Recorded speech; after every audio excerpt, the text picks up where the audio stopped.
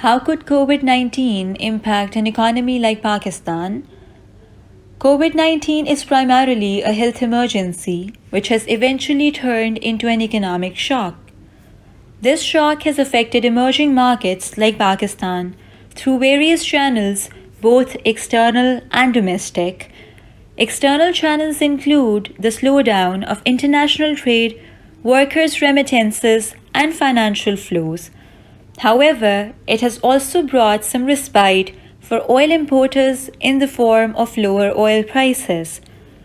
Domestically, heightened uncertainty has adversely affected consumer demand, business activity, investment, as well as government revenue in emerging markets.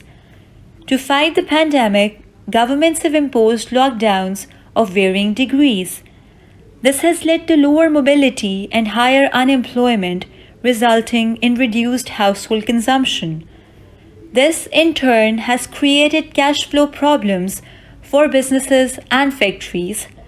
If this loop continues for too long, it could lead to businesses filing for bankruptcies and having to lay off workers. If the pandemic is prolonged, heightened liquidity issues and bankruptcies of firms might also translate into losses on commercial banks' balance sheets, putting the financial system under pressure.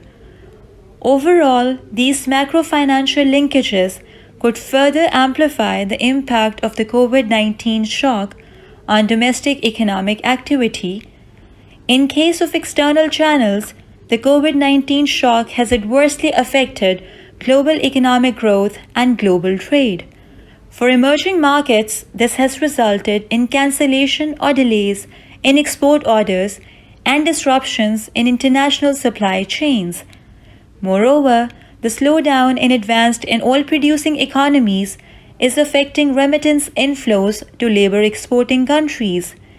In addition, heightened global risk aversion has badly affected capital flows to emerging markets. All these factors translate into a reduction in forex reserves, currency depreciation, pressure on the budget, and a slowdown in economic growth in emerging markets like Pakistan.